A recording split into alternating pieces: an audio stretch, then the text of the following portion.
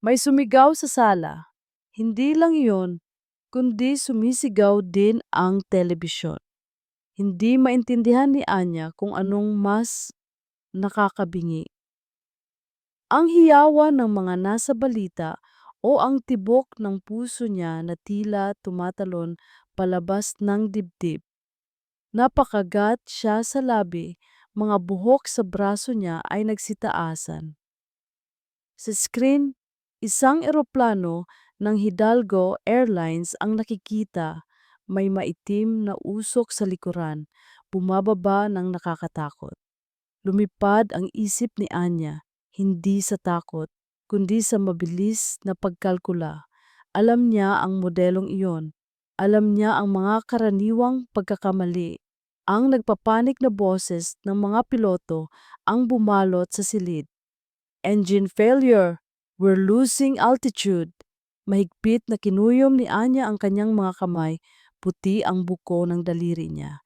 Isang pamilyar na kirot ang kumalat sa kanyang dibdib. Hindi lang iyon basta eroplano. Iyon ang kanilang eroplano, ang mismong uri na pinag-aralan niya sa mga libro, ang mga higanting ibon na itinuro ng yumaong ama, si Mang Cardo, kung paano pakinggan. Ang hangin sa marangyang sala ng mansyon ng mga Hidalgo na kadalasang puno ng nakakabinging katahimikan ay napuno ngayon ng terorismo. Si Doña Isabela, maputla ang mukha, ay sumisigaw sa telebisyon. Si Rafa, ang tagapagmana ng Hidalgo Airlines, ay nakatayo na parang tuod, malaki ang mga mata sa hindi makapaniwala. Si Anya, isang anak lang ng katulong, ay nakaramdam ng pagkawalang magawa na hinaluan ng nagbabagang pagkabigo. Alam niya ang ginagawa nilang mali. Kitang-kita niya ang mga pagkakamali. Ngunit sino ang makikinig sa kanya? Isang babaeng nakasuot ng simpleng uniforme. Ang kanyang mga kamay ay amoy sa higpa, ang kanyang mga pangarap ay kasing lawak ng kalangitan, ngunit nakakadena sa makintab na sahig ng mansyong ito. Naalala niya si Mang Cardo. Ang kanyang mga kamay ay puno ng grasa, ang mga mata ay maliwanag sa pagnanasa. Ang isang makina, Anya, ay parang tao. Kailangan mong pakinggan ang bawat huni, bawat tunog. Doon mo malalaman kung ano ang sakit niya. Itinuro niya kay Anya hindi lang ang mekanika, kundi pati na rin ang intuition. Ginugol niya ang hindi mabilang na oras sa pampublikong aklatan, nilamon ang bawat libro tungkol sa aerodynamics, mekanika ng makina, mga pamamaraan ng paglipad. Nang lumaon ng palihim, kukunin niya ang kanyang maalikabok, lumang remote-controlled plane mula sa ilalim ng kanyang kama, maingat na aayusin ang maliliit nitong propellers. Masusing magsanay ng mga maneuvers na iginuhit ng kanyang ama para sa kanya sa gusot ng mga papel. Imahinasyon niya na siya ay nasa cockpit, lumilipad sa itaas ng mga ulap, malaya mula sa mga hangganan ng kanyang realidad. Hindi ito magagawa ng mga pilotong iyon, bulong niya sa sarili habang nakikinig sa mga utos ng air traffic control na tila lalong nagpapagulo sa sitwasyon. Mali ang mga utos. Alam niya iyon sa kanyang kaibuturan. Naramdaman niya ang vibration ng sumisirang makina sa sarili niyang dibdib, ang nagpapanik na paghinga ng mga pasahero sa kanyang baga. Napapikit si Anya. May kailangan siyang gawin. Pero ano? Si Anya lang siya, ang anak ng katulong. Si Doña Isabela, sa wakas ay inalis ang tingin sa screen. Nakita si Anya na nakatayo malapit sa pintuan. Ang kanyang mga mata ay matamang nakatutok sa telebisyon. Anya, ano ang ginagawa mo diyan? Balik sa kusina, hindi ito para sa mga tulad mo. Ang boses niya ay parang matalim na kutsilyo, humihiwa sa pagtutok ni Anya. Napaigtad si Anya, ngunit hindi umalis ang kanyang mga mata sa screen. Mabilis na bumababa ang eroplano. Engine failure, starboard engine, critical. Kumalat ang boses ng piloto. Alam ni Anya. Alam niya ang eksaktong pagkakasunod-sunod ng mga hakbang, ang mga tiyak na pagsasaayos. Ang solusyon ay nandoon, sumisigaw sa kanyang isip. Ngunit ang tanging nakakarinig nito ay ang takot at walang karanasan ng mga piloto sa himpapawid at nakikinig sila sa maling payo. May magagawa ako, bulong niya ang mga mata ay nakatuon sa pabagsak na eroplano, ngunit ang boses niya ay nawala sa gitna ng hiyawan at takot. Sino ang makikinig sa isang katulad niya? Sino ang magbibigay ng pagkakataon sa isang panaginip na patuloy na binubulungan ng kahirapan at pangungutya? Tumindig si Anya, ang mga mata ay nananatiling nakatutok sa telebisyon. Hindi niya pinansin ang matatalim na tingin ni Doña Isabela. Ang boses sa loob niya, ang boses ni Mang Cardo, ay nagsalita ng malinaw. Pakinggan ang makina, anak ko. Pakinggan mo. Hindi siya isang piloto, hindi siya air traffic controller, ngunit alam niya ang nararamdaman ng eroplano. Maling utos yan, bulong niya halos hindi na marinig habang nakikinig sa mga pinupukol na tagubilin mula sa control tower. Hindi na ang makina ang problema, ang hydraulic system na. Ngunit paano niya sasabihin? Paano siya magtitiwala na may makikinig sa kanya? Isang hamak na katulong sa gitna ng kaguluhan. Biglang nakita ni Anya ang lumang two-way radio sa desk ni Rafa na ginagamit niya paminsan-minsan sa kanyang mga laro. Hindi ito pangkomersyal, ngunit kung maganda ang koneksyon, maaari itong makakonekta sa anumang dalas. Isang ideya ang biglang sumagi sa kanyang isip. Isa itong desperadong ideya, baliw na ideya, ngunit isa itong pagkakataon. Nang hindi nag-iisip, sinunggaban niya ang radyo. Nagulat si Doña Isabela. Anya! Anong kabastusan yan? Ngunit hindi na siya pinansin ni Anya. Hinahanap niya ang frequency. Mabilis niyang naalala ang mga frequency na nabasa niya sa mga librong teknikal. Ang kanyang mga kamay, sanay sa paglilinis, ay mabilis at maliksi habang inaayos ang dial. Narinig niya ang nagpapanik na boses ng piloto. We're losing power! Losing control! May ideya ba kayo kung anong nangyayari? Iyon na. Iyon ang frequency. Kapitan, Kapitan, kung naririnig ninyo ako. Halos pasigaw na, sabi ni Anya sa radyo. Ang boses niya ay nanginginig, ngunit may awtoridad. Hindi engine failure ang primary problem. Tiningnan niyo na ba ang hydraulic pressure? Naglo-low na. Kailangan ninyong i-manual override ang flaps. Nabigla ang lahat sa sala. Si Rafa ay nakatitig sa kanya, ang kanyang bibig ay nakabukas. Si Doña Isabela ay nagulat, galit, at sa parehong oras ay hindi makapaniwala. Sino yan? Sigaw ng piloto sa kabilang linya. Control tower! Anong kabaliwan ito? Hindi ako sa control tower, Kapitan. Sigaw ni Anya pabalik. Pero pinag-aralan ko ang modelong ito. Kung hindi nyo i-manual override ang flaps ngayon, mawawalan kayo ng control. Gumawa na kayo ng manual override. May isang saglit ng katahimikan. Ang tunog ng telebisyon, ang bumabagsak na eroplano ay mas naging malinaw, tila huminto ang mundo. Sinong kausap mo, Anya? Sigaw ni Doña Isabela, lumapit sa kanya. Ibaba mo yan! Mama! Sigaw ni Rafa, pinipigilan ang kanyang ina. Ang mga mata niya ay nakatuon kay Anya, may kakaibang pagtataka. Sa ere, May narinig si Anya na iba pang boses. Ang boses ni Kapitan Reynaldo Garcia, ang isa sa pinakamagaling na piloto ng Hidalgo Airlines na kasama sa cockpit. Gawin mo, Kapitan. Sino man yan, may punto siya. Walang mawawala kung susubukan natin. May narinig si Anya na mga tunog ng pag-click sa radyo, tunog ng mga switch na pinipindot. Pagkatapos ay isang mahaba, nagpapanik na sagot mula sa piloto. Nawawala ang pressure, hindi gumagana. Kalma, Kapitan, kalma. Sabi ni Anya, ang kanyang boses ay tila isang angkla sa gitna ng unos. May backup. Ang auxiliary hydraulic pump, alam kong may override din doon. Subukan nyo ang manual pump. Ito ang huling pag-asa nyo.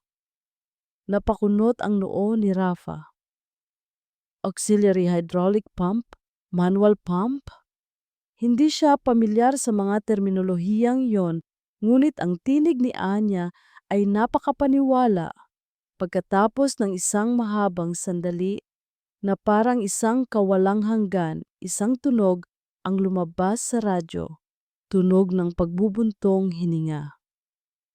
Nagkaroon tayo ng partial pressure. Sigaw ng piloto. Napakalaki ng tulong. Maliligtas tayo. Isang malakas na hiyawan ng kaligayahan ang pumuno sa sala. Sa telebisyon, ang eroplano ay nagsimulang tumaas ng bahagya at pagkatapos ay maayos na lumapag sa runway. Kahit na may usok pa rin, sumabog ang mga tao sa airport, sumasayaw sa tuwa. Ngunit sa mansyon ng mga Hidalgo, may katahimikan. Lahat ay nakatingin kay Anya. Ang radyo ay nasa kanyang kamay pa, nakabukas. Ang kanyang mga mata ay nananatili pa ring nakatitig sa screen, ang kanyang dibdib ay mabilis na humihinga. Ang kanyang buong katawan ay pagod. Si Rafa ang unang gumalaw. Lumapit siya kay Anya, isang hindi kapanipaniwalang paghanga sa kanyang mga mata. Anya, ikaw. Ikaw ba talaga yun? Ngunit bago pa makasagot si Anya, bumalik sa sarili si Doña Isabela. Ang kanyang mukha ay namumula sa galit. Anya, anong kalokohan ang ginawa mo? Bakit mo inistorbo ang mga piloto? May nangyari pa sanang masama dahil sa iyo. Napaigtad si Anya. Ang euphoria ng pagliligtas ng buhay ay biglang napalitan ng pamilyar na kurot ng pangungutya. Tiningnan niya si Doña Isabela. Pagkatapos ay si Rafa na nakatayo lang doon, gulat pa rin. Pinatay ni Anya ang radyo. Ang hiyawan sa telebisyon ay nagpapatuloy, pinupuri ang mga piloto sa kanilang kabayanihan. Ngunit walang sino man ang nakakita sa anghel na nagbigay ng gabay sa gitna ng dilim. Napakunot ang noo ni Rafael Rafa Hidalgo.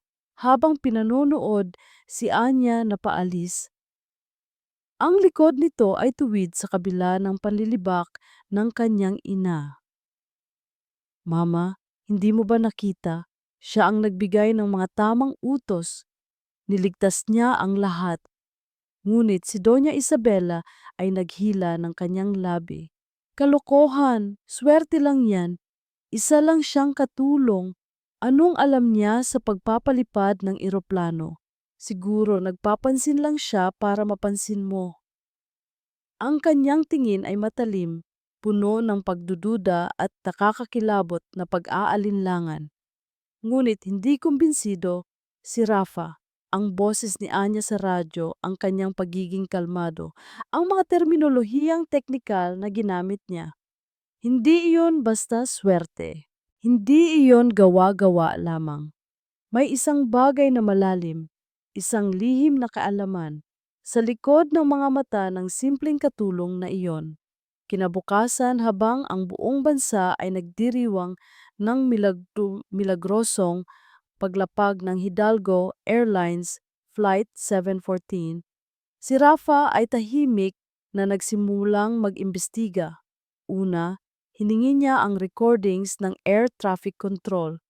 Ang mga opisyal ay nag-aalangan, ngunit bilang tagapagmana ng Hidalgo Airlines, nakuha niya ang kanyang gusto. Pakinggan niya ang recordings at may narinig siyang kakaiba. Sa gitna ng kaguluhan, isang malinaw na boses ang lumitaw, nagbibigay ng mga utos na hindi galing sa control tower. Ang boses ni Anya, malinaw iyon. Kitang-kita niya ang pagbabago sa tono ng mga piloto nang marinig nila ang boses na iyon. Ang kanilang pag-aalangan ay napalitan ng desperadong pagtitiwala. Nang gabing iyon, nagkaroon ng victory party para sa mga piloto sa mansyon ng mga Hidalgo.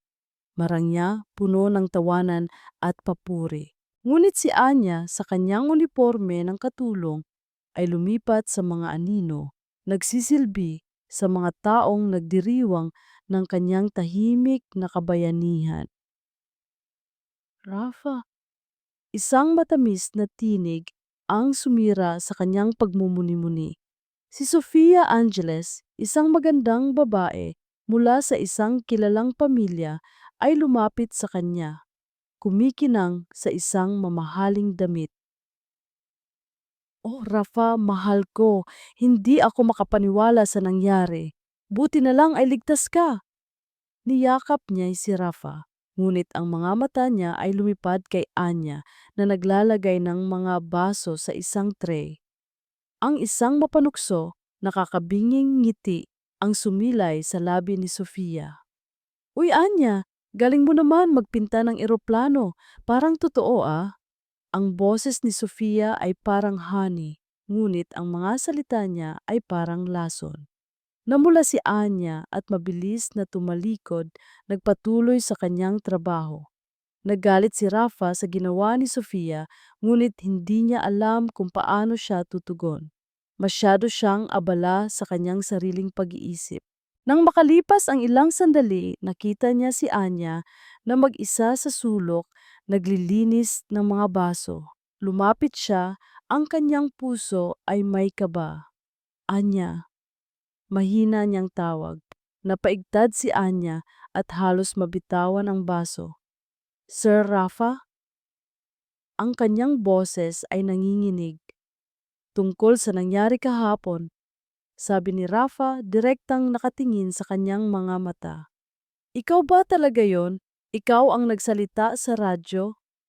Nag-aalangan si Anya. Tiningnan niya ang paligid. Baka may makarinig sa kanila. Sir, ako lang po ang nagbigay ng konting payo. Nabasa ko lang po sa mga libro. Konting payo? Ngumiti si Rafa, isang ngiti na bihirang makita. Anya, ang sinasabi mo ay pang-eksperto. Alam mo ang mga detalye. Paano? Biglang may pumasok na isang matandang babae, si Aling Elena, ang ina ni Anya. Nakita niya si Rafa at Anya na nag-uusap at agad siyang lumapit. Ang kanyang muka ay puno ng takot. Anya, may naghahanap sa iyo sa kusina. Sabi ni Aling Elena, ang kanyang boses ay tila nagbabala. Pagkatapos ay lumingon siya kay Rafa. Sir Rafa, pasensya na po. May kailangan lang po akong ipagawa sa kanya. Umiling si Rafa. Okay lang po, Aling Elena. Ngunit bago pa makaalis si Anya, narinig niya ang mahinang bulong ni Aling Elena sa anak. Anak, huwag mong sabihin kahit kanino ang tungkol sa lumang kwaderno ng papa mo. Huwag na huwag. Napatulala si Rafa. Lumang kwaderno, may kung anong kakaiba sa boses ni Aling Elena, isang halo ng takot at pagtatago. Ang mga salitang iyon ay bumulong sa kanyang isip. Ang lumang kwaderno, ano kaya ang laman niyon? Ano ang ibig sabihin ng lahat ng ito?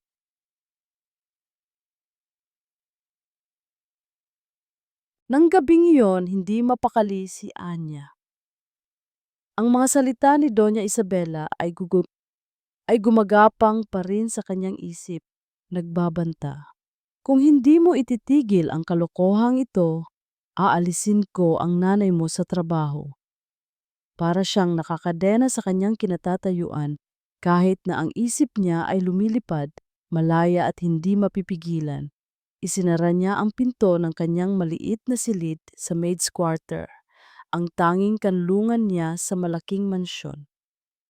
Ang hangin ay mabigat, hindi dahil sa init, kundi dahil sa bigat ng mga pangarap na patuloy na sinasampal ng katotohanan.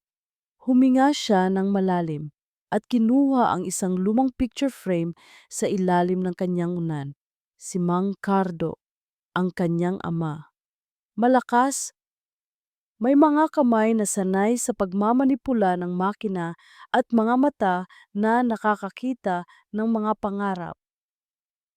Naalala niya ang araw na huling nakita niya ang kanyang ama na nakangiti. Isang araw bago ang aksidente. "Anya, anak," sabi ni Mang Cardo habang nililinis niya ang isang bahagi ng makina. Ang eroplano ay parang isang obra maestra. Kailangan ang bawat bahagi nito na gumana ng perpekto. At kung may problema, hindi mo lang kailangang ayusin, kundi kailangan mong intindihin kung bakit.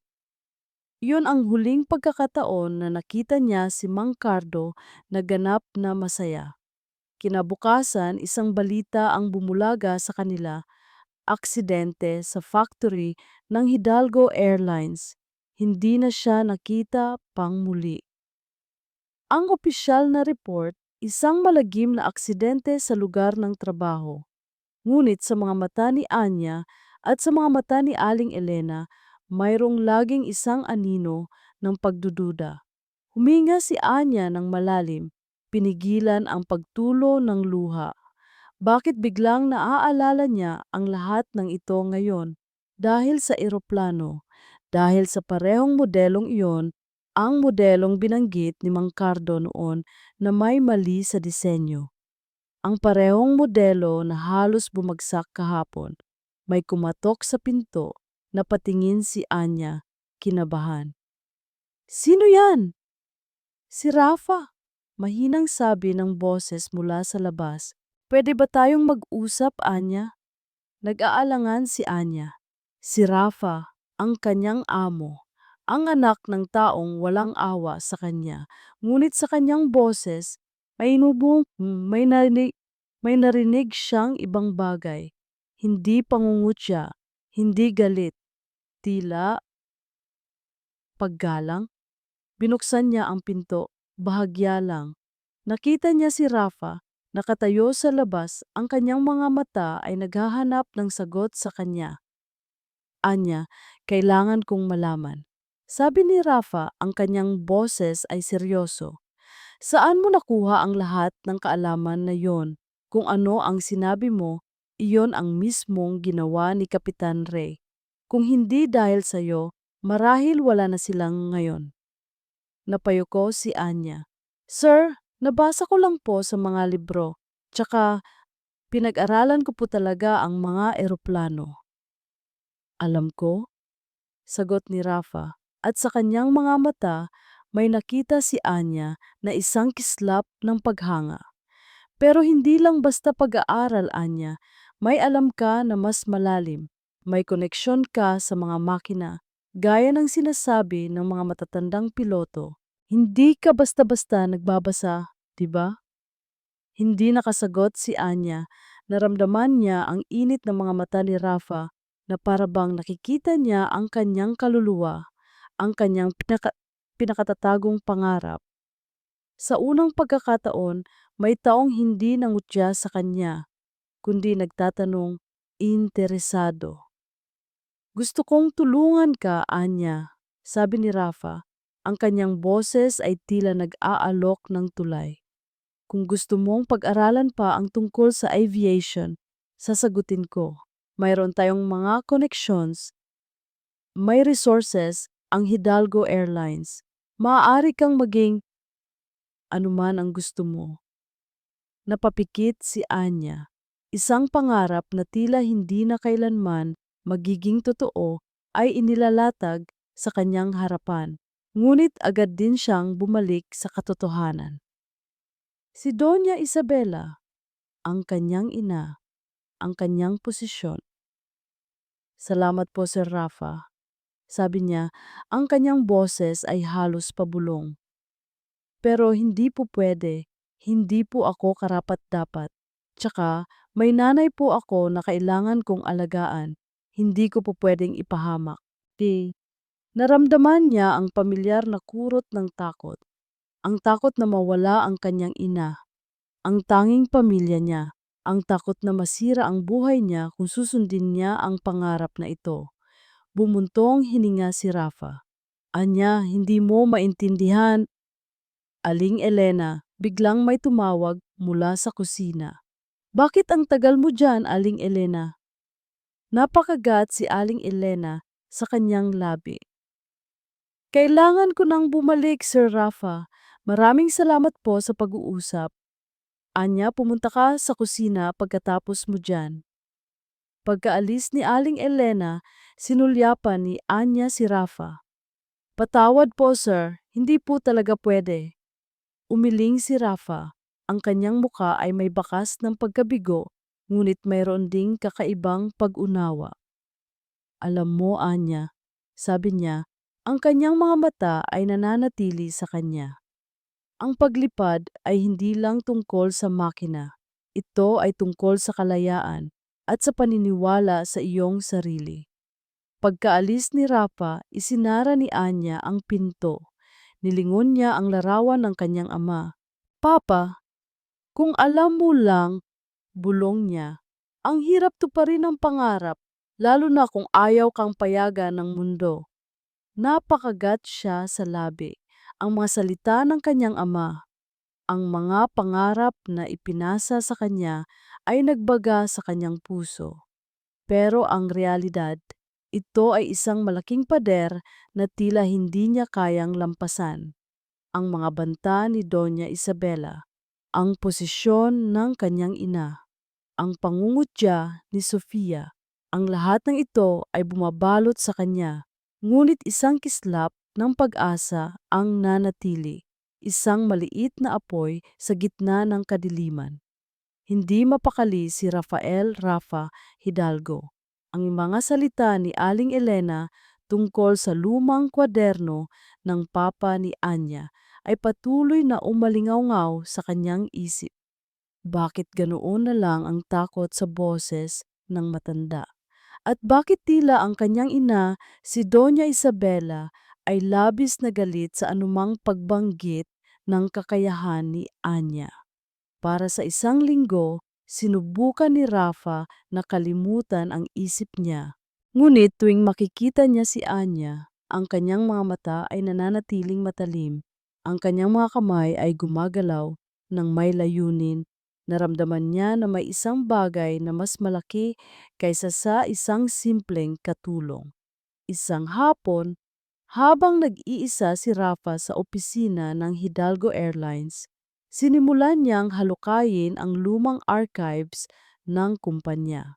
Hinanap niya ang anumang record ni Mang Cardo, ang yumaong ama ni Anya. Ayon sa database, si Mang Cardo ay isang simpleng mekaniko na namatay sa isang tragic accident sa factory ng kumpanya. Ngunit ang mga detalye ay kakaiba. Sobrang bilis ng investigasyon, sobrang linis ng mga papeles. Habang nagbabasa, may napansin si Rafa. May mga file na nawawala o tila nabura.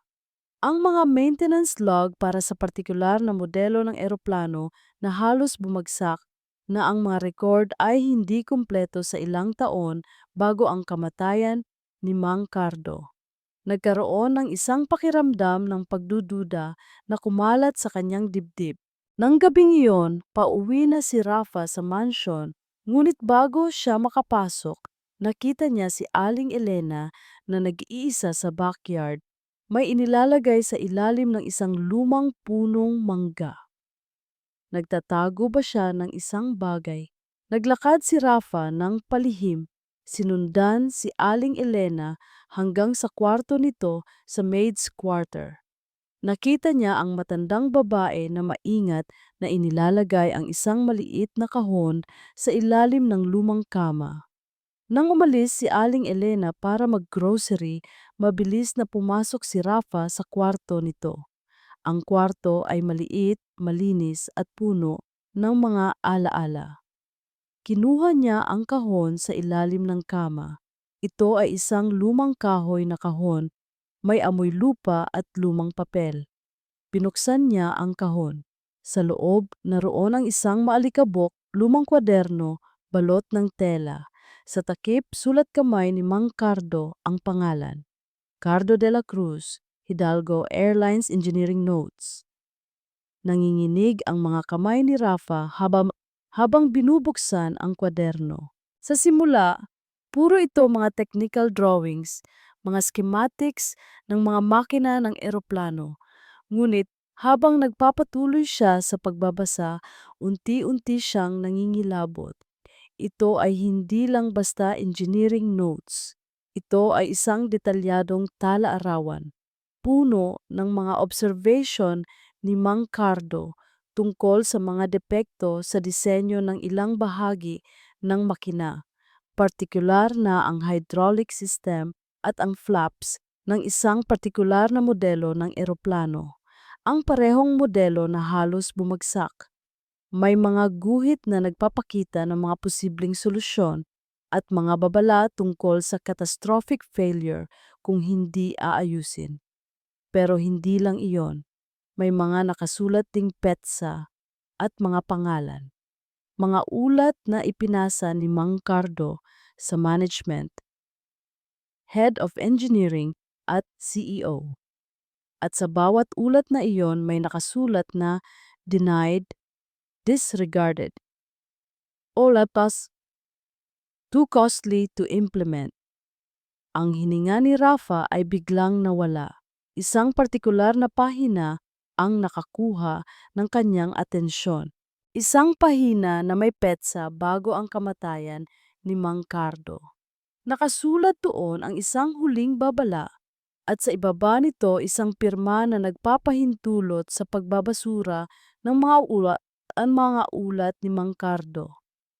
Ang pirma ay Isabela Hidalgo, ang kanyang ina. Naramdaman ni Rafa na parang may bumagsak sa kanyang ulo. Ang kanyang ina, ang kanyang pamilya, ang buong Hidalgo Airlines. Ang kanyang mga mata ay nanlalaki. Ang kanyang puso ay nagwawala. Ang kanyang ama ni Anya ay hindi lang basta namatay sa isang aksidente. Posibleng pinatahimik siya. At ang lahat ng yaman na tinatamasa nila, ang kanilang matayog na reputasyon ay nakatayo sa pundasyon ng isang kasinungalingan. Isang mapanganib na kasinungalingan. Biglang tumunog ang kanyang cellphone. Si Doña Isabela, ang kanyang pangalan ay kumikinang sa screen, tila isang babala. Pinikit ni Rafa ang kanyang mga mata, ang kanyang mga kamay ay nanginginig. Ang kwaderno ay nahulog mula sa kanyang kamay, lumagapak sa sahig. Rafa, nasaan ka? Ang boses ni Doña Isabela ay matalim sa kabilang linya. Kailangan nating mag-usap. May kailangan akong sabihin sa'yo. Hindi na nag-abalang sumagot si Rafa sa tawag ng kanyang ina. Mabilis niyang itinago ang kwaderno sa ilalim ng kanyang jacket. Ang kanyang puso ay naghuhuramentado. Lumabas siya sa kwarto ni Aling Elena. Ang isip ay lumilipad, puno ng galit at hindi makapaniwala. Pagbalik niya sa kanyang sariling silid, nakita niya si Doña Isabela na nakatayo sa balkonahe. Umiinom ng kape, ang kanyang muka ay seryoso. Ang gabi ay bumabalot sa mansyon, ngunit ang kadiliman sa puso ni Rafa ay mas matindi. Mama! Matigas na sabi ni Rafa na ikinagulat ni Doña Isabela. Rafa, akala ko'y nasa labas ka, sabi ni Doña Isabela. Ang kanyang mga mata ay nanunuri. May problema ba? Hindi na nagpaligoy-ligoy si Rafa. Kinuha niya ang kwaderno at inilapag sa lamesa sa pagitan nila.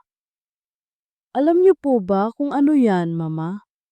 Tiningnan ni Doña Isabela ang kwaderno at unti-unting kumunot ang kanyang noo. Ang kanyang mukha ay biglang namutla. Rafa, ano ang ibig mong sabihin? Isa lang yang lumang kwaderno. Hindi lang ito basta lumang kwaderno, Mama, sabi ni Rafa.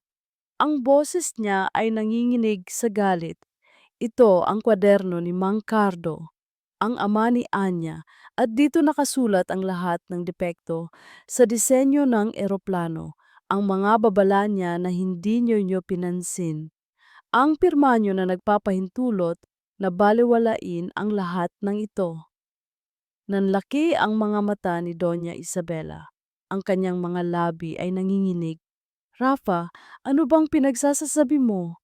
Gawa-gawa lang yan. Isa lang yang baliw na ideya ng isang hamak na mekaniko. Ginawa ko lang ang nararapat para sa kumpanya. Nararapat? Napasigaw si Rafa. Mama, halos bumagsak ang eroplano kahapon. Daan-daang buhay ang nalagay sa panganib dahil sa kasakiman nyo, dahil sa pagtatago nyo ng katotohanan. Tumindig si Doña Isabela, ang kanyang muka ay nunggit-ngit. Rafa, umupo ka. Hindi mo naiintindihan ang bigat ng pagpapatakbo ng isang kumpanya. Ang Hidalgo Airlines ay hindi lang basta negosyo. Ito ay isang legacy. Ang pangalan ng iyong ama. Kailangan kong protektahan yon. Kailangan kong protektahan ang lahat ng ito. Sa pamamagitan ng pagtatago ng katotohanan, sa pamamagitan ng pagpapahamak sa buhay ng mga tao, ginamit ni Rafa ang kanyang daliri at itinuro ang pirma ng kanyang ina sa kwaderno. Ito, Mama, ito ang nagpatunay sa lahat. Alam niyo ang lahat ng ito at pinabayaan niyo pa rin. Nagsimulang umiyak si Doña Isabela, ngunit hindi ito luha ng pagsisisi, kundi luha ng galit at pagkabigo. Ano ang gusto mong gawin ko, Rafa? Ipapahiya ko ang pamilya. Ipapabagsak ko ang kumpanya na pinaghirapan ng iyong ama. Alam mo bang nagkakaroon tayo ng problema sa pinansyal noon? Hindi ko pwedeng hayaang masira ang lahat. Pero ang buhay ng tao, Mama, higit pa sa pera at reputasyon ang buhay ng tao. Malamig na sabi ni Rafa. Naramdaman niya ang matinding pagkabigo at kalungkutan. Ang ina na kinikilala niya sa buong buhay niya ay isang taong may kakayahang magtago ng napakalaking kasinungalingan. Hindi ko akalain na ganito ka ka-naive, Rafa. Sabi ni Doña Isabela, ang kanyang mga mata ay matalim. Sa mundo ng negosyo, may mga sakripisyo, at ang iyong ama, may mga kaaway siya. Gusto nilang pabagsakin kami. Kailangan kong protektahan tayo. Protektahan? Natawa si Rafa, isang mapait na tawa. Niloko niyo ang lahat, Mama. Ginawa niyo ang lahat para takpan ang katotohanan. At ang ama ni Anya, siya ang naging biktima ng lahat ng ito. Diba? Ginawa niyo siyang katawa-tawa, pinatahimik niyo siya, at ngayon halos magdulot pa kayo ng trahedya. Walang sino mang pinatahimik, Rafa, sigaw ni Doña Isabela. Aksidente ang nangyari sa kanya. Kung may alam man siya, hindi niya sinabi sa amin. Nandito ang lahat, Mama. Nasa kwadernong ito. At hindi ko hahayaang manatiling nakatago ang lahat ng ito. Ipinasok ni Rafa ang kwaderno sa kanyang jacket. Sasabihin ko ang lahat. Haharapin ko ang media. Haharapin ko ang publiko. Kailangan nilang malaman ang totoo. Nanlaki ang mga mata ni Doña Isabela. Rafa, wag mong gawin yan. Ikaw ang tagapagmana ng Hidalgo Airlines. Ikaw ang pangalan ng pamilya. Sisirain mo ang lahat. Sisirain mo ang sarili mo. Mas gugustuhin kong sirain ang sarili ko kaysa mabuhay sa isang kasinungalingan, Mama, mariing sabi ni Rafa.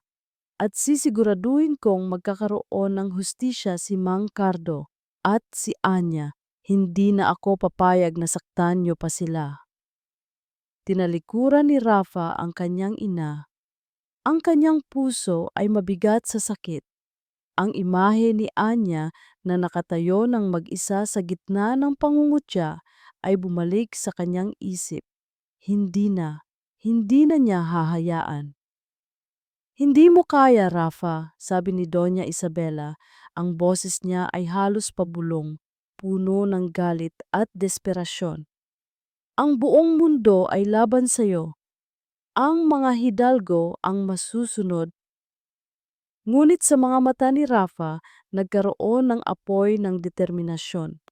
Hindi na siya isang bata na sunod-sunuran. Naglakad siya palayo. Ang bawat hakbang ay isang pagtalikod sa matagal ng kasinungalingan. Wala siyang ideya na sa dilim, sa likod ng kurtina, si Sofia Angeles ay nakikinig sa bawat salita. Ang kanyang labi ay may isang masamang ngiti.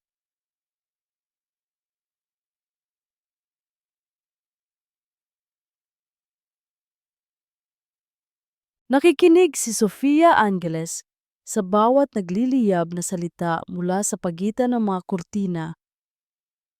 Ang kanyang puso ay pumipintig ng malakas.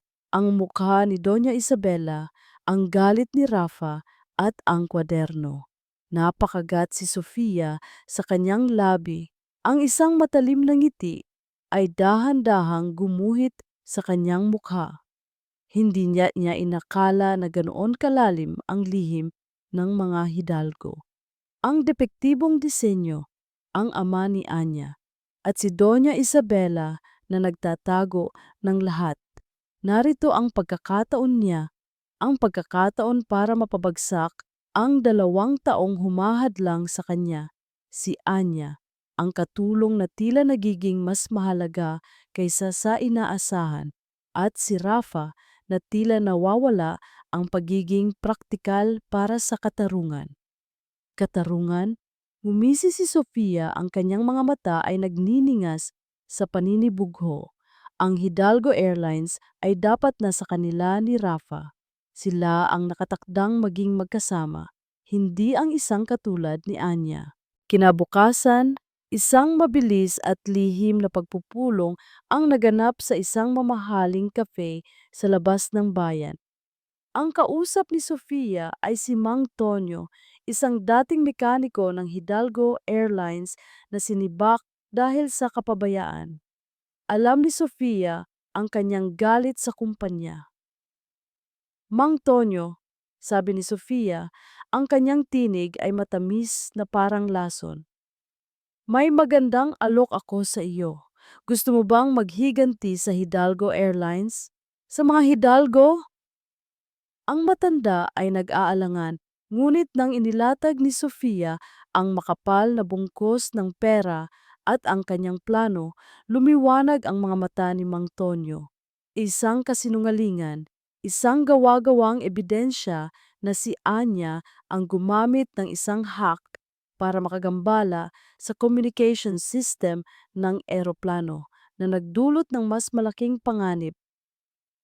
Ang balita ay magiging explosive. Si Anya, mula sa pagiging bayani ay magiging salarin. Gawin mo yan, Mang Tonyo, sabi ni Sofia, isang mapanganib na kislap sa kanyang mga mata. Gagawin ko naman ang iba. Hindi na nagtagal, nagsimula si Sofia sa kanyang ikalawang bahagi ng plano. Gumawa siya ng mga anonymous emails at mensahe. Ipinadala niya ito sa iba't ibang reporter, nagbibigay ng mga tip tungkol sa isang pekeng bayani sa insidente ng eroplano.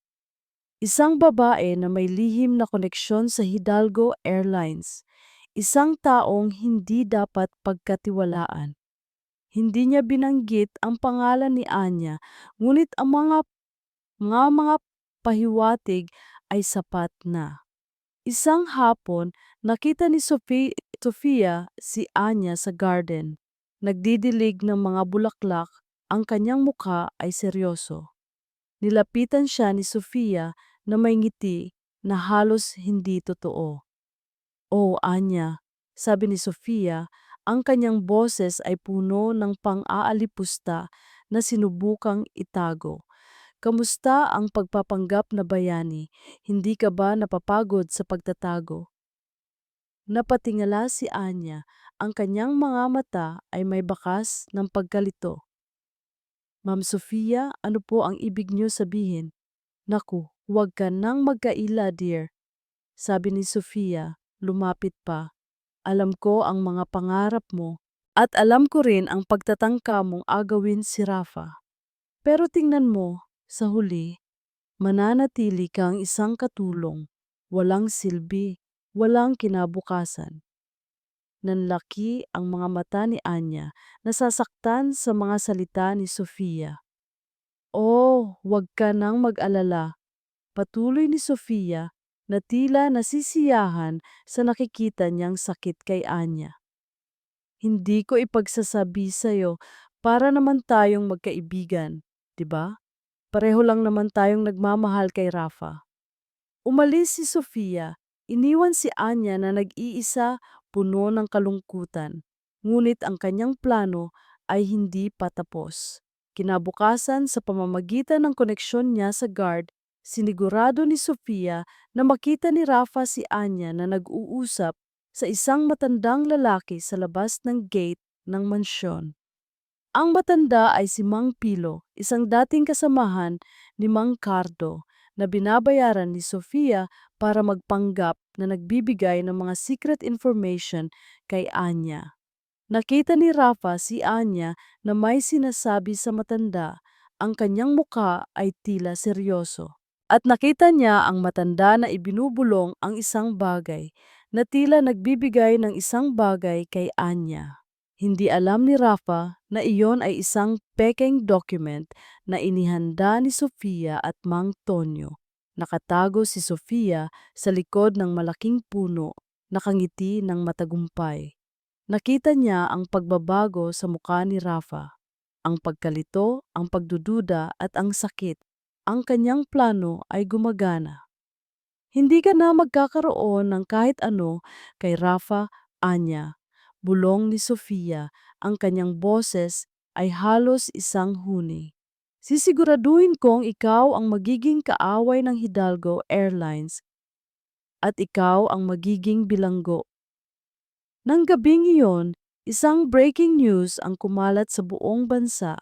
Isang bagong impormasyon tungkol sa insidente ng Hidalgo Airlines Flight 714. Isang impormasyon na magbabago sa lahat ng nakita ng publiko. Napaigtad si Anya nang marinig ang tunog ng telebisyon. Hindi siya sanay sa ganitong uri ng ingay sa maid's quarter. Nakita niya ang kanyang ina, si Aling Elena, na nakatitig sa maliit na telebisyon. Ang kanyang muka ay namumutla. "Anya, tingnan mo ito," mahina niyang sabi. Lumapit si Anya at sa screen, nakita niya ang mukha ng isang kilalang news anchor na may seryosong ekspresyon. Breaking news, bagong impormasyon tungkol sa Hidalgo Airlines Flight 714.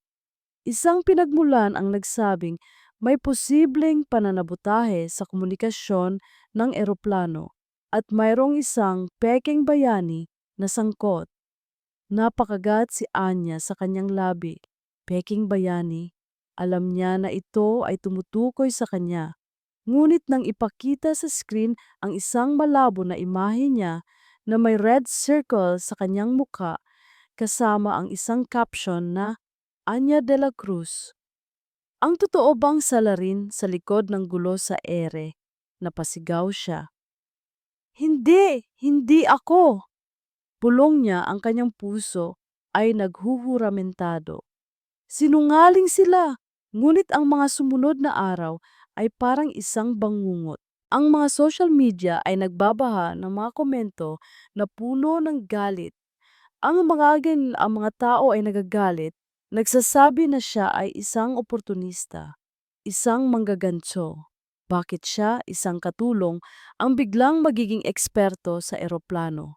Sinubukan niyang magtrabaho ng normal, ngunit ang bawat tingin, bawat bulong ay parang punyal na tumutusok sa kanya. Nakita niya ang mga kasamahang katulong na umiiwas sa kanya, natatakot na madamay. At si Rafa, hindi niya na siya kinakausap. Kung magkakasalubong sila, umiiwas si Rafa ng tingin. Ang mga mata niya ay walang emosyon, malayo. Naramdaman ni Anya na parang may isang malaking bato ang bumagsak sa kanyang dibdib.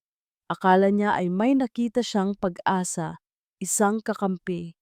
Ngunit ngayon, tila nawala na rin ang pag-asa na iyon. Anak, huwag mong masyadong intindihin, sabi ni Aling Elena habang kinukuskus ang likod ni Anya. Alam natin ang totoo. Pero mama, paano kung hindi sila maniwala? Paano kung makulong ako? Tanong ni Anya. Ang kanyang boses ay nanginginig. Ang pangarap niya na maging piloto ay tila naglalaho na, napapalitan ng isang malaking kulungan. Isang hapon, habang naglilinis siya sa kusina, may dumating na mga pulis. Mayroon silang warrant of arrest. Anya de la Cruz, tanong ng isang pulis, ang kanyang mukha ay seryoso. Ikaw ay inaaresto sa salang sabotage at pagbabanta sa kaligtasan ng publiko. Napakagat si Anya sa kanyang labi. Ang, ang kanyang mga kamay ay may nanginginig. Wala siyang magawa, hindi siya makalaban. Niyakap niya si Aling Elena, umiiyak. Hindi, anak ko, hindi! Sigaw ni Aling Elena, ngunit wala siyang magawa. Habang iginagapos ang kanyang mga kamay, nakita niya si Doña Isabela na nakatayo sa may pintuan ng kusina. Ang kanyang mukha ay may kakaibang ngiti ng tagumpay. At sa tabi niya si Sofia na nagngingiti ng matamis. Ang kanyang mga mata ay nagniningas sa katuwaan. Sana ay naging aral ito sa iyo, Anya. Sabi ni Sofia, mahina lang, para tanging si Anya lang ang makarinig. Ang mga tulad mo ay hindi dapat mangarap ng mataas. Niyaya si Anya palabas ng mansyon at habang dinadala siya sa police car, dumaan siya kay Rafa. Nakatayo ito sa bakuran, nakatitig sa kanya, ngunit walang anumang emosyon sa kanyang mga mata. Hindi niya alam kung galit ito, nalilito, o naniniwala sa mga paratang. Ang tanging nakita niya ay isang pader ng kawalang interes. Naramdaman ni Anya na parang gumuho ang kanyang mundo. Ang lahat ng pinaghirapan niya, ang lahat ng pangarap niya ay nawala na. Pakiramdam niya ay nag-iisa siya, iniwan ng lahat, lalo na ng taong akala niya ay nagtitiwala sa kanya. Sa loob ng police station, ang mga tanong ay walang tigil. Bakit mo ginawa yan? Sino ang kasama mo? Mayroon ka bang koneksyon sa kalaban ng Hidalgo Airlines? Pinilit niyang ipaliwanag. Ngunit ang bawat salita ay tila nawawala sa hangin. Ang mga ebidensya na inilatag nila ay tila perpekto. May mga pekeng digital, footprint, at pekeng mga testimonya mula kay Mang Tonyo. Nang gabing iyon, habang nakaupo sa malamig na selda, ang kanyang puso ay nababalot ng desperasyon. Nakatingin siya sa kisame. Ang kanyang mga mata ay puno ng luha. Wala na ba talaga siyang magagawa? Ang kanyang pangarap na lumipad ay tila nauwi na lang sa pagkakakulong. Bumukas ang pinto ng selda. Pumasok ang isang pulis. Ang kanyang mukha ay seryoso. Miss De La Cruz, mayroon kaming natuklasan na karagdagang ebidensya. Mukhang mas matagal ka sa tingin mo sa loob nito. Ang bawat salita na lumabas sa bibig ng pulis ay parang isang martilyo na bumagsak sa puso ni Rafael Rafa Hidalgo. May natuklasan kaming karagdagang ebidensya. Ang mukha ni Anya na puno ng kawalang pag-asa ay patuloy na bumabalik sa kanyang isip. Ang kanyang huling tingin bago siya dalhin ng mga pulis, puno ng pagkabigo at galit. Hindi siya nakatulog ng gabing iyon. Ang mga salita ni Sofia, ang pagtatago ng kanyang ina, at ang kwaderno ni Mang Cardo, lahat ay nagsasama-sama sa kanyang isip. Ang mga ebidensya laban kay Anya ay tila masyadong perpekto, masyadong mabilis, masyadong pinlano. May laging dalawang panig sa bawat kuwento, Rafa. Naalala niya ang sinabi ng kanyang yumaong ama, "Huwag kang maniniwala sa unang naririnig mo. Kailangan mong alamin ang buong katotohanan." Umaga pa lang, bago pa sumikat ang araw ay nagdesisyon si Rafa. Hindi niya pwedeng hayaan si Anya. Hindi siya pwedeng maging sunod-sunuran sa kanyang ina at sa kasamaan ni Sofia. Nagmaneho si Rafa papunta sa police station. Hiningi niya na makausap si Anya. Ngunit ang sagot ng pulis, "Ayaw niyang makita ka, sir." Galit siya. Napakagat si Rafa sa kanyang labi. Tama. Bakit naman siya haharapin ni Anya? Hindi niya ito ipinagtanggol. Pinabayaan niya ito. Ngunit ang pagtanggi ni Anya ay lalo lang nagpatindi sa kanyang determinasyon. Kailangan niyang ipakita kay Anya na hindi niya ito mapababayaan. Bumalik siya sa mansyon at sa pagdududa ni Aling Elena, kinuha niya ang kwaderno ni Mang Cardo mula sa pinagtataguan nito. Ito ang susi. Ito ang magpapatunay sa katotohanan. Pagkatapos, hinanap niya si Kapitan Reynaldo Garcia, ang matandang piloto na kinikilala ang kakayahan ni Anya ay kasalukuyang nagpapahinga na sa serbisyo. Pinuntahan ni Rafa si Kapitan Ray sa bahay nito, sa gitna ng kanyang mga alaala ng paglipad. "Kapitan Ray," sabi ni Rafa, "ipinakita ang kwaderno. Kailangan ko po ang tulong nyo. Basahin niyo po ito." Tahimik na binasa ni Kapitan Ray ang kwaderno. Ang kanyang mga mata ay nanlalaki sa bawat pahina.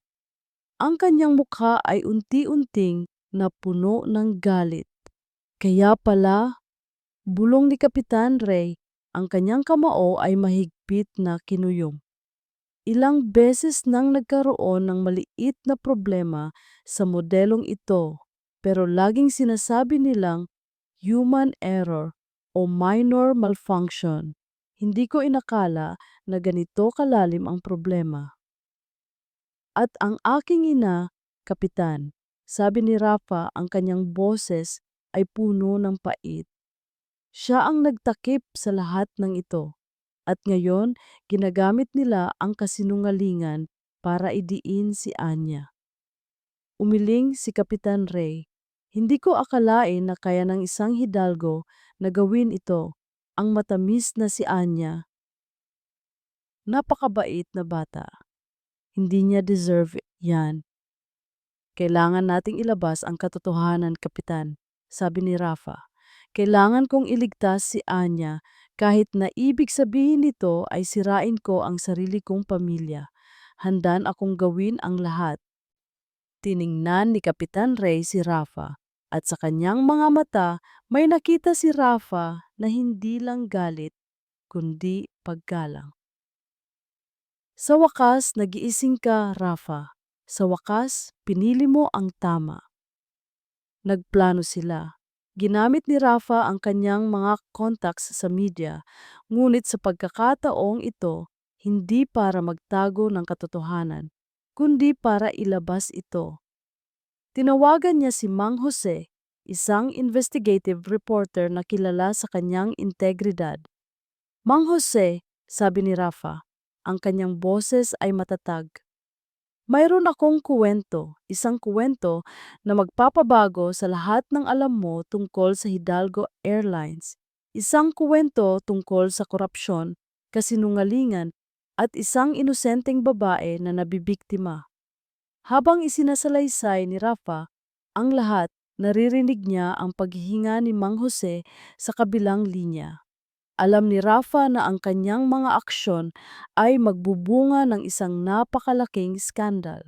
Hindi lang Hidalgo Airlines ang masisira, kundi pati na rin ang pangalan ng kanyang pamilya. Ngunit sa pagkakataong ito, pakiramdam niya ay tama ang ginagawa niya.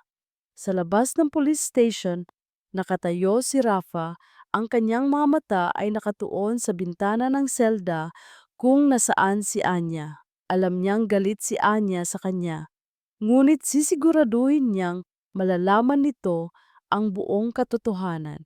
Sisiguraduhin niyang makakamit nito ang hustisya. Hindi na ako magpapaligoy-ligoy, Mama, bulong ni Rafa sa sarili. Ang panahong nagtatago kayo ay tapos na. Panahon na para lumabas ang katotohanan. Nakatulala si Anya sa pader ng selda. Ang kanyang isip ay walang laman. Lumipas ang ilang araw, ngunit pakiramdam niya ay taon na siya sa loob ng malamig na rehas. Ang kanyang mga pangarap ay naging abo na. Wala na siyang pag-asa. Biglang may narinig siyang ingay mula sa labas. Mga boses, mga yapak. Pagkatapos ay isang malakas na tunog mula sa telebisyon sa guards station ang umalingaw-ngaw sa buong istasyon. Breaking news! Eksklusibong pahayag mula sa CEO ng Hidalgo Airlines, Rafael Hidalgo, tungkol sa Flight 741 incident. Napakunot ang noo ni Anya. Rafa, ano ang sinasabi niya? Hindi siya makapaniwala kung paano siya iniwan ni Rafa. Ang tingin niya na puno ng kawalang interes. Bumukas ang pinto ng kanyang selda. Miss De La Cruz, malaya ka na, sabi ng pulis. Ang kanyang mukha ay halatang gulat. Lumabas ka na! Nanginginig ang mga binti ni Anya habang lumalabas siya. Naglakad siya papunta sa guards station at doon nakita niya si Rafa sa television. Nakatayo siya sa harap ng maraming reporter. May hawak na lumang kwaderno. Ako po si Rafael Hidalgo, CEO ng Hidalgo Airlines. Sabi ni Rafa, ang kanyang boses ay malinaw at matatag sa kabila ng kitang-kitang sakit sa kanyang mga mata. Narito po ako para ilabas ang katotohanan tungkol sa Hidalgo Airlines Flight 714 at sa kasinungalingan na matagal nang tinago. Nag-ingay ang mga reporter. Nagpakita si Rafa ng mga photocopies ng kwaderno ni Mang Cardo kasama ang pirma ni Doña Isabela. Ipinaliwanag niya ang mga depekto sa disenyo, ang mga babala ni Mang Cardo na hindi pinansin at ang pagtatago ng kanyang ina sa loob ng maraming taon. Ang insidente sa Flight 714 ay hindi aksidente, sabi ni Rafa. Ang kanyang boses ay mas nagiging matatag. Ito ay bunga ng kapabayaan at kasakiman. At higit pa rito, ang babaeng itinuring ninyong salarin, si Anya de la Cruz, ang siyang tunay na bayani. Siya ang gumamit ng kanyang kaalaman para iligtas ang daan-daang buhay. At ang mga paratang laban sa kanya ay gawa-gawa lamang. Pinlano ng mga taong gustong itago ang katotohanan. May ipinakitang evidence si Rafa na nagpapatunay na si Sofia Angeles kasama si Mang Tonyo ay ang nasa likod ng sabotage sa komunikasyon at ang paggawa ng pekeng ebidensya laban kay Anya. Nagulantang ang buong bansa. Ang mga mukha ng reporter ay puno ng hindi makapaniwala. Sa mansyon ng mga Hidalgo, si Doña Isabela ay nanonood ng telebisyon. Ang kanyang mukha ay abo. Hindi, hindi ito totoo. Bulong niya habang nakikita ang kanyang anak na nagbubunyag ng lahat. Si Sofia na kasama niya ay biglang tumindig. "Hindi, Rafa, sinungaling ka!" Sigaw ni Sofia, sinusubukan na tumakas. Ngunit dumating ang mga pulis at hinuli siya.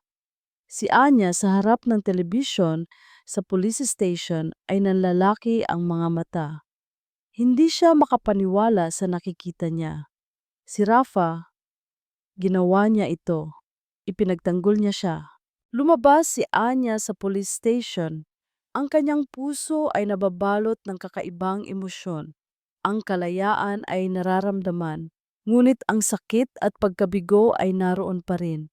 Ang kanyang pangalan ay nalinis na, ngunit ang mundo ay nag-ulo na. Sa labas, naroon si Rafa, nakatayo sa ilalim ng dim streetlights.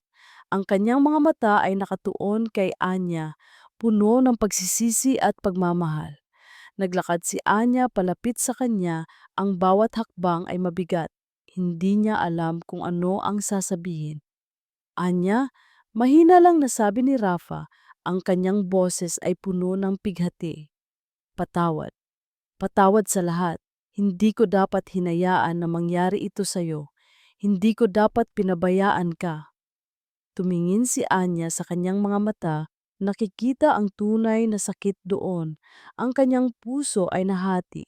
Ang galit ay naroon pa rin, ngunit ang paghanga at pagmamahal ay nag-uumpisa ng bumalik. Rafa, sabi ni Anya, ang kanyang boses ay nanginginig. Ano ang ginawa mo?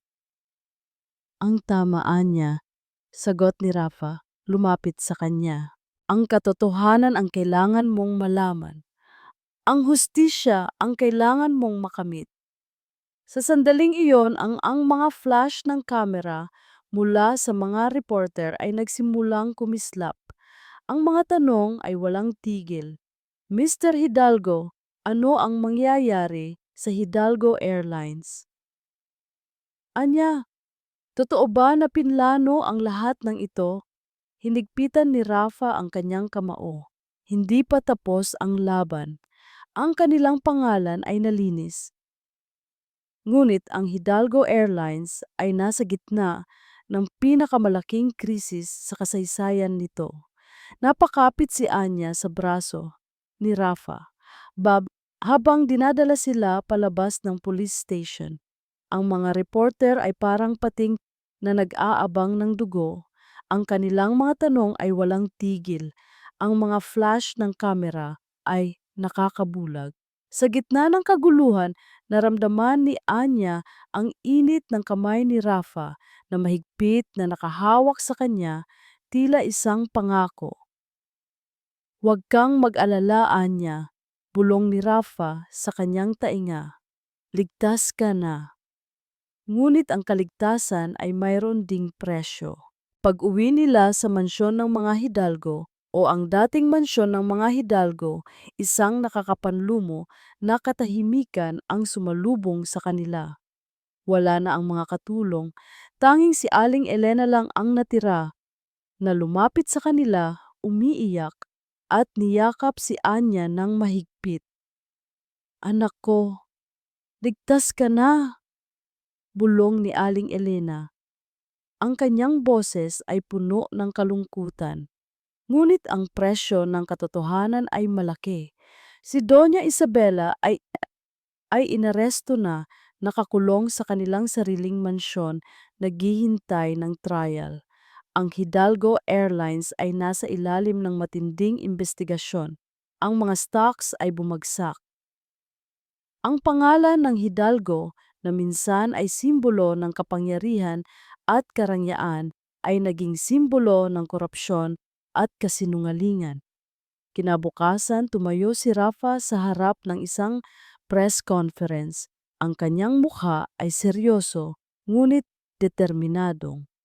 "Humihingi po ako ng paumanhin sa lahat ng mga biktima ng kapabayaan ng Hidalgo Airlines," sabi niya.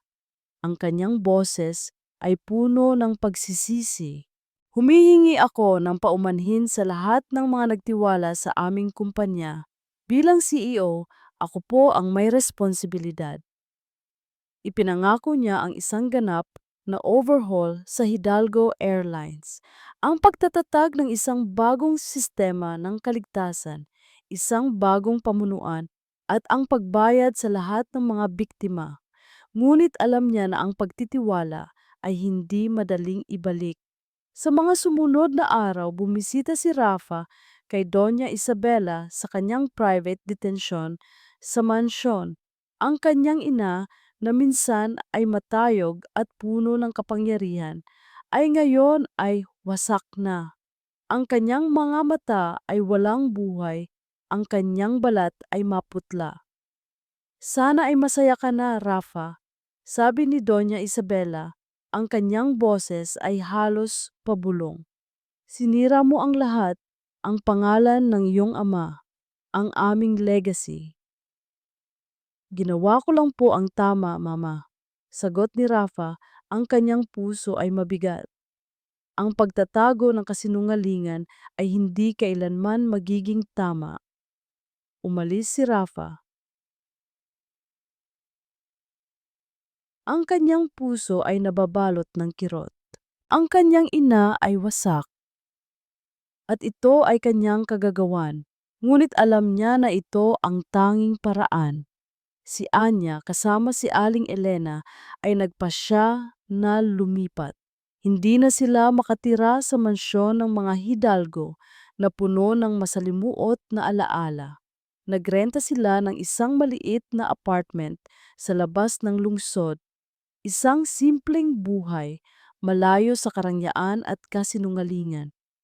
Mabuti na ito, anak, sabi ni Aling Elena habang inaayos nila ang kanilang mga gamit. Maliit man pero atin ito, walang magdidikta sa atin. Ngunit sa kabila ng kalayaan, naroon pa rin ang sakit sa puso ni Anya. Ang mga sugat ay hindi pa lubos na gumaling. Ang pakikipaghiwalay kay Rafa, ang sakit ng pagdududa, ang pagkabigo. Isang gabi, dumalaw si Rafa sa bagong apartment ni na Anya. May dala siyang bulaklak at pagkain. Anya, sabi niya, habang nakatayo sila sa labas ng pinto. Gusto ko lang na malaman mo na nagsisisi ako. Patawarin mo sana ako sa lahat ng nangyari.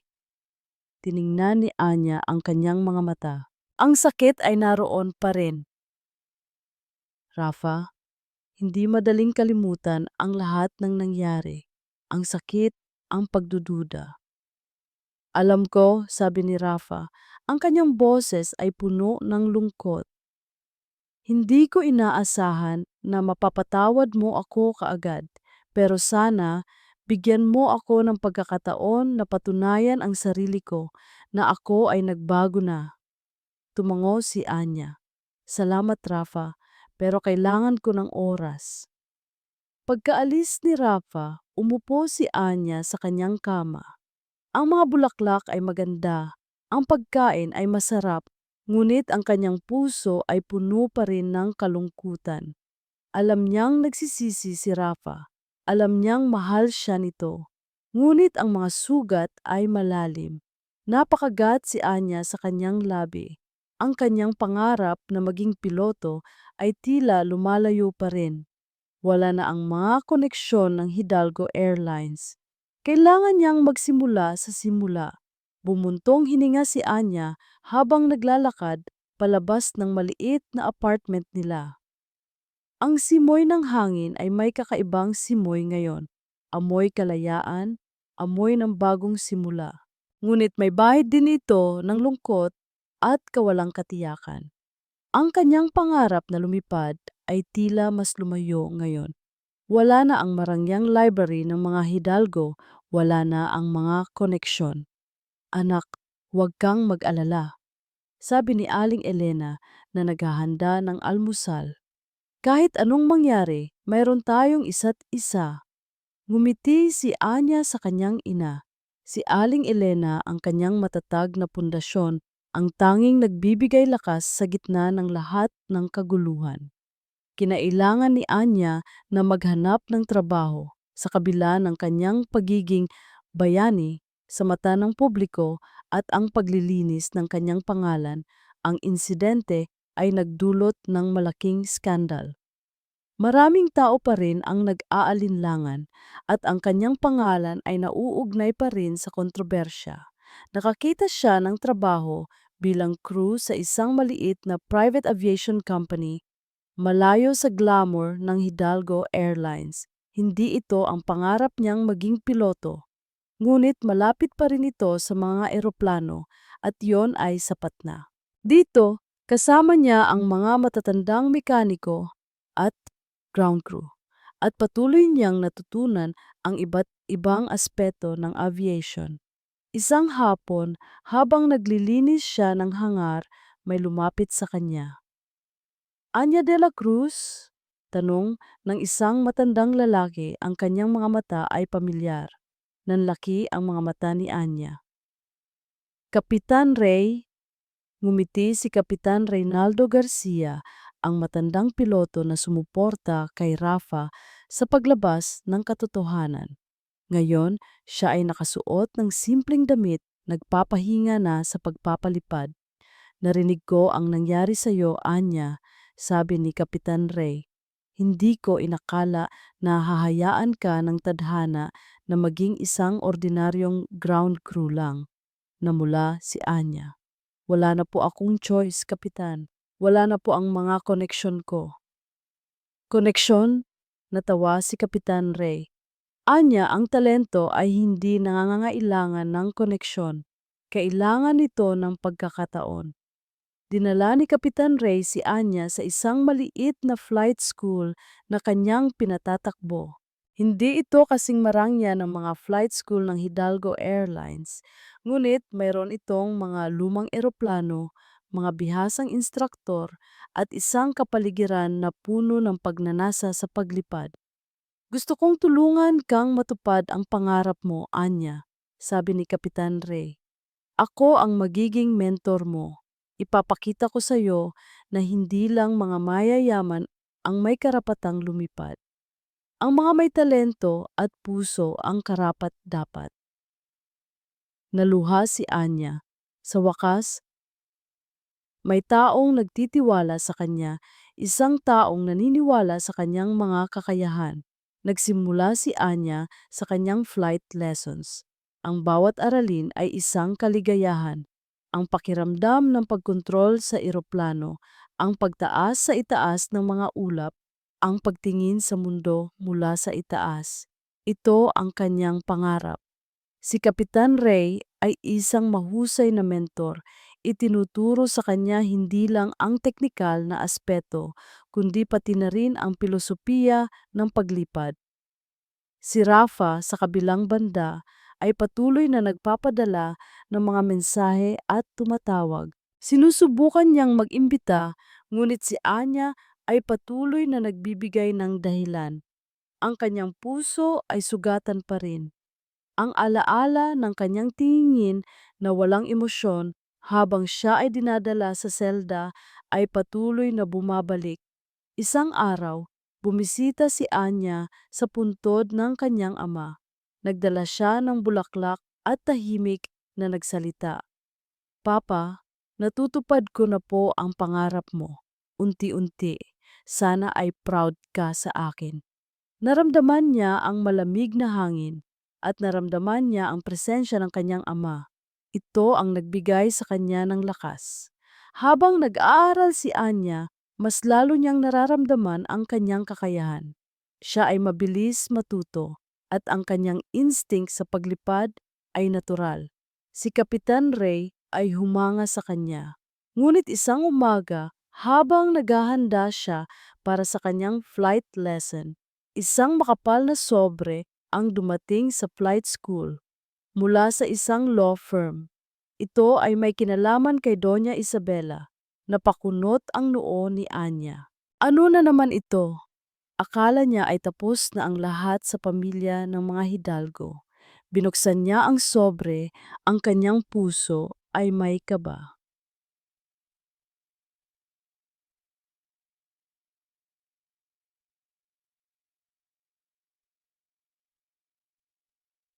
Ang sulat mula sa law firm ay hindi tungkol sa kaso.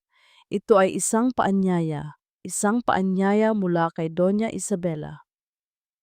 Gusto niyang makausap si Anya.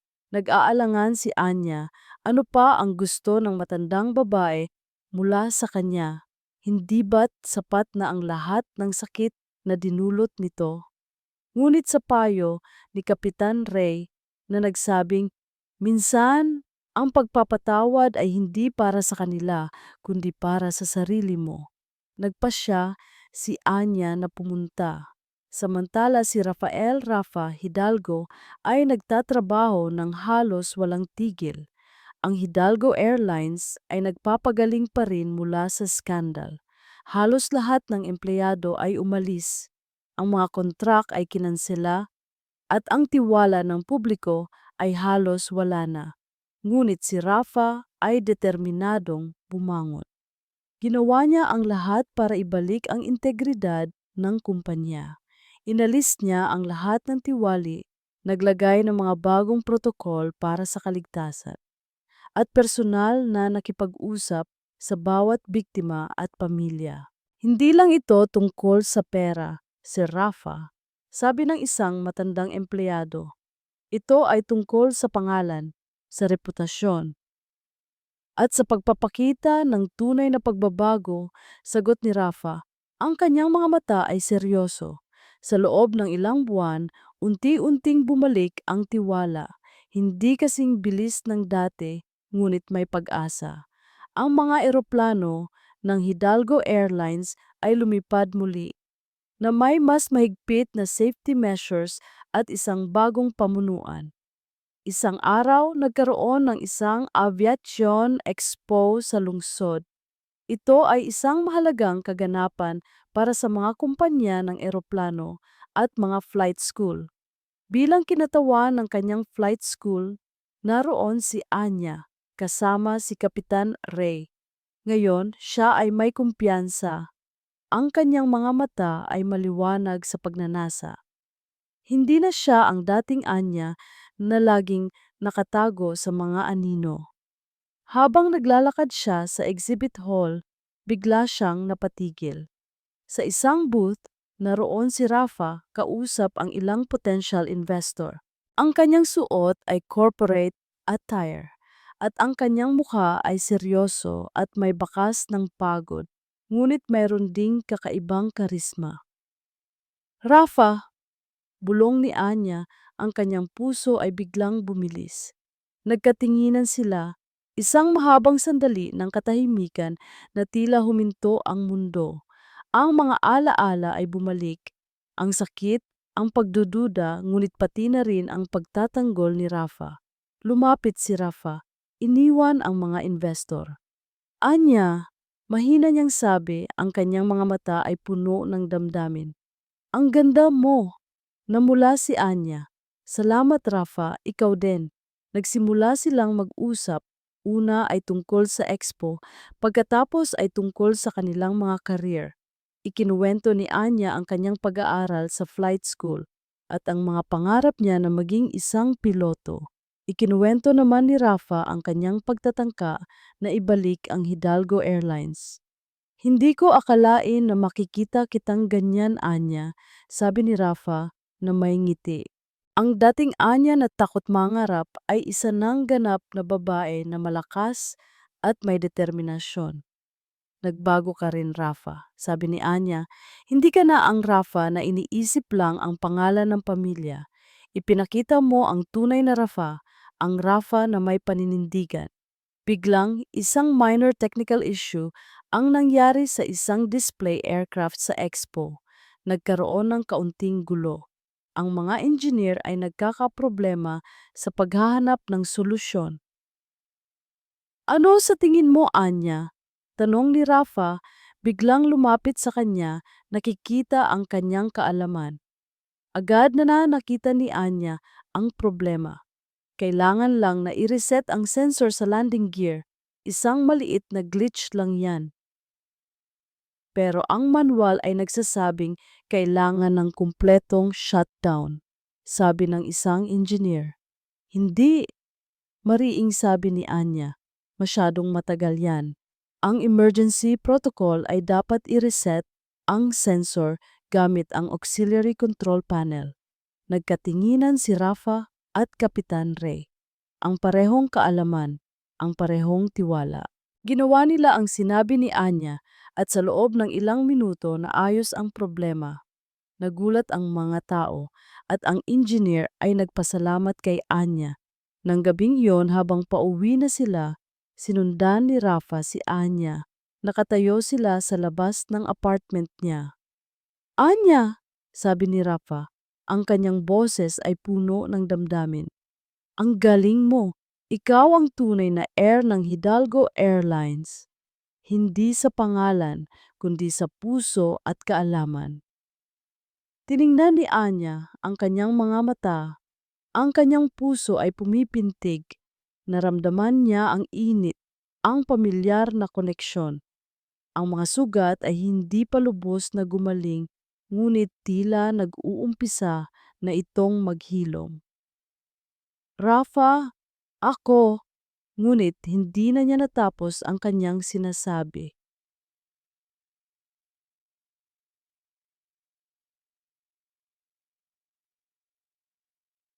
Napatulala si Anya kay Rafa. Ang kanyang puso ay pumipintig ng malakas. Ang kanyang mga mata ay nagniningas, puno ng isang damdamin na matagal na niyang pinipigilan. Ang mga salita niya na puno ng paghanga at paggalang ay humihipo sa kanyang pinakamalalim na sugat. Rafa, ako, sabi ni Anya, ngunit hindi niya alam kung paano niya tatapusin ang kanyang pangungusap. Ang damdamin ay napakabigat, napakabilis. Lumapit si Rafa, dahan-dahan. Ang kanyang mga mata ay nananatili sa kanya. Anya, alam kong nasaktan kita. Alam kong nagkamali ako. Pero simula ng araw na iyon, nang ikaw ay nasa selda, alam kong hindi ko na kaya kung wala ka. Hindi lang dahil sa iyong talento, Anya, kundi dahil ikaw ang nagbukas ng mga mata ko sa katotohanan. Ikaw ang nagturo sa akin ng tunay na kahulugan ng integridad, ng katarungan. Kinuha ni Rafa ang kamay ni Anya at hinalikan ito ng marahan. Mahal kita, Anya. Hindi lang ang piloto sa'yo, kundi ang babaeng lumaban para sa kanyang pangarap, ang babaeng may puso at tapang. At handa akong gawin ang lahat para patunayan sa'yo na karapat-dapat ako sa pagmamahal mo. Naluha si Anya. Ang mga salita ni Rafa ay humihipo sa kanyang puso, gumagaling sa mga sugat. Naalala niya ang kanyang ama, ang kanyang mga pangarap. Ang pagdududa ay nawawala, napapalitan ng isang mainit na damdamin ng pagmamahal. Rafa, sabi ni Anya, ang kanyang boses ay nanginginig. Mahal din kita, pero paano ang lahat? Ang mama mo, ang mundo? Ngumiti si Rafa. Hindi na mahalaga ang mundo, Anya. Ang mahalaga ay tayo at ang aking mama. May sarili siyang laban, pero alam kong sa huli, maiintindihan niya. Isang araw, dumating ang isang sulat mula kay Doña Isabela. Ngayon, siya ay nakakulong na sa isang correctional facility. Naghihintay ng kanyang trial. Hindi ito sulat ng paghingi ng tawad, kundi isang maikling mensahe. Anya, narinig ko ang tungkol sa iyo. Hindi ko inakala na magagawa mo ang lahat ng ito.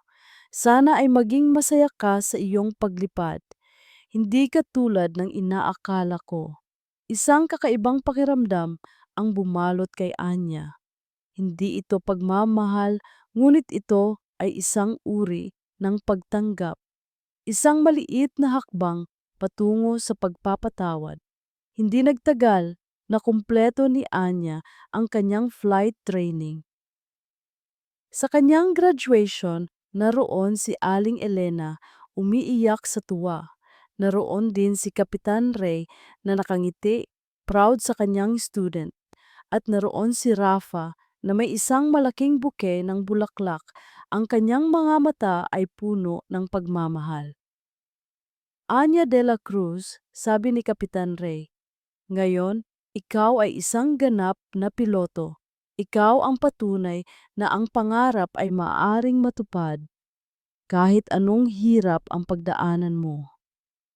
Niyakap ni Anya si Kapitan Ray at pagkatapos ay ang kanyang ina. At pagkatapos, humarap siya kay Rafa. Lumuhod si Rafa sa harap niya. Kinuha ang isang maliit na kahon mula sa kanyang bulsa. Sa loob, kumikinang ang isang diamond ring. Anya de la Cruz, sabi ni Rafa, ang kanyang boses ay puno ng pagmamahal at pag-asa.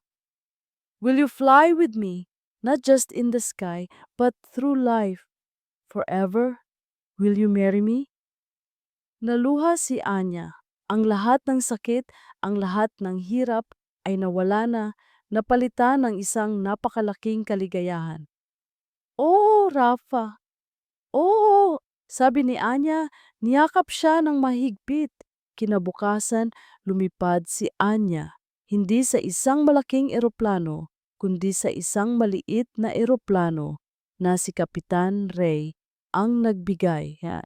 Habang lumilipad siya sa itaas ng mga ulap, nakikita niya ang mundo mula sa itaas. Ang kanyang puso ay puno ng kalayaan. Naramdaman niya ang hangin sa kanyang mukha at narinig niya ang boses ng kanyang ama na parang isang bulong sa hangin. Pakinggan ang makina, anak ko. Pakinggan mo. Ngayon, hindi lang siya nakikinig sa makina, kundi nakikinig din siya sa kanyang puso. Ang simoy ng hangin sa maliit na kapilya sa tabing dagat ay puno ng pag-asa. Hindi ito marangyang kasal, ngunit ito ay puno ng pagmamahal. Nakatayo si Anya sa altar, suot ang isang simpleng puting bestida. Ang kanyang mga mata ay kumikinang sa kaligayahan.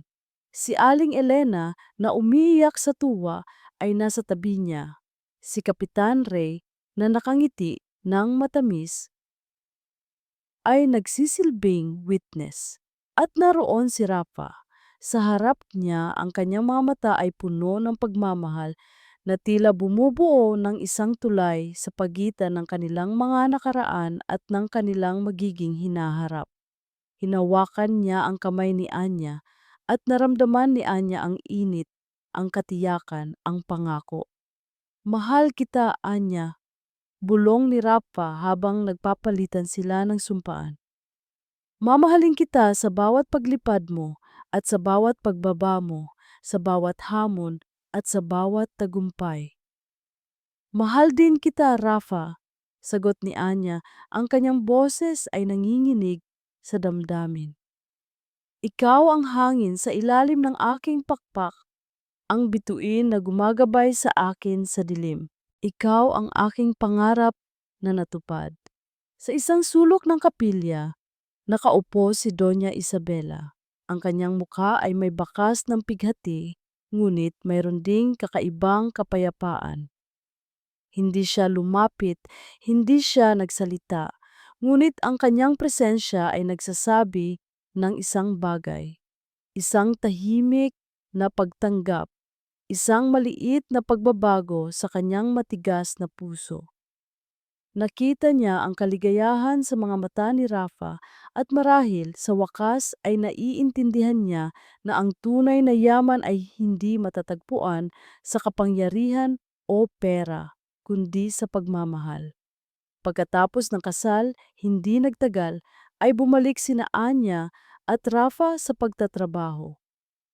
Ngayon, bilang mag-asawa at bilang magkasama sa pagpapatakbo ng isang bagong Hidalgo Airlines, hindi na ito ang dating Hidalgo Airlines. Ito ay ngayon ay isang kumpanya na nakatuon sa kaligtasan, sa integridad at sa pagbabago. Si Rafa ang naging visionary CEO at si Anya ang naging bagong head of safety and training. Ang kanyang kaalaman sa engineering, ang kanyang instinct sa paglipad, at ang kanyang matinding pagmamahal sa aviation ay nagdulot ng malaking pagbabago. Sa ilalim ng kanilang pamumuno, ang Hidalgo Airlines ay unti-unting bumangon. Ang mga bagong eroplano ay binili na may mas mahigpit na safety standards. Ang mga empleyado ay may bagong pag-asa. Hindi lang tayo nagbebenta ng mga tiket, Anya, sabi ni Rafa isang hapon habang nag-uusap sila sa kanyang opisina. Nagbebenta tayo ng tiwala, ng pangarap, ng pag-asa, at ng kaligtasan. Dagdag ni Anya na may nangiti. Hindi nagtagal, natupad din ang pinakamalaking pangarap ni Anya. Bilang isang ganap na piloto, naging isa siya sa mga unang babaeng piloto ng bagong Hidalgo Airlines. Ang kanyang kwento ay naging inspirasyon sa maraming tao, lalo na sa mga kababaihan na nangangarap ding lumipad na nagmula sa mga simpleng pamilya. Isang araw, nagkaroon ng isang espesyal na inaugural flight para sa isang bagong eroplano ng Hidalgo Airlines. Ang pangalan ng eroplano, Tacardo. Isang parangal sa ama ni Anya, ang lalaking nagbigay inspirasyon sa lahat. Sa cockpit, nakaupo si Anya, suot ang kanyang pilot's uniform, ang kanyang mga mata ay nagniningas. Sa passenger seat sa tabi niya, nakaupo si Rafa na may nangiti. Ngayon, sila ay lumilipad, magkasama. Handa ka na ba, Kapitan? Tanong ni Rafa, may nangiti sa kanyang labi. Laging handa, co-pilot. Sagot ni Anya, ang kanyang boses ay puno ng kaligayahan. Binuksan ni Anya ang throttle. Ang eroplano ay gumulong sa runway at pagkatapos ay dahan-dahang umangat. Lumipad sila sa itaas ng mga ulap. Lumilipad patungo sa isang walang hanggang asul na kalangitan. Mula sa itaas, tiningnan ni Anya ang mundo sa ibaba. Ang dating mansyon ng mga Hidalgo ay mukhang maliit na lang ngayon. Ang kanyang dating buhay, ang kanyang mga pinagdaanan ay tila mga alaalang lumulutang sa hangin. Ngunit hindi niya iyon kinakalimutan. Ang bawat sugat ay nagturo sa kanya ng lakas. Ang bawat hamon ay nagpatatag sa kanya. Naramdaman niya ang simoy ng hangin sa kanyang mukha at narinig niya ang boses ng kanyang ama na parang isang bulong. Pakinggan ang makina, anak ko. Pakinggan mo. Ngayon, hindi lang siya nakikinig sa makina ng eroplano, kundi nakikinig din siya sa tibok ng kanyang sariling puso na puno ng pag-ibig at kaligayahan. Nahawakan ni Rafa ang kanyang kamay at nagkatinginan sila. Isang ngiti ang sumilay sa kanilang mga labi. Ang kanilang paglalakbay ay puno ng mga pagsubok, mga sakit, at mga hamon. Ngunit sa huli, pinatunayan nila na ang pag-ibig, ang integridad, at ang walang katapusang pagtugis sa pangarap ay maaaring magwagi sa anumang balakid. Sila ay hindi lamang lumipad sa kalangitan, kundi lumipad din sila patungo sa isang kinabukasan na puno ng pag-asa at pagmamahal. Ang kanilang kwento ay isang patunay na ang tunay na halaga ng isang tao ay hindi matatagpuan sa kanyang katayuan sa lipunan, kundi sa kanyang puso, sa kanyang kaalaman, at sa kanyang tapang na lumaban para sa tama. At sa bawat paglipad ng Hidalgo Airlines, kasama si Anya sa cockpit, ang mensaheng ito ay patuloy na iwinawagayway sa buong kalangitan.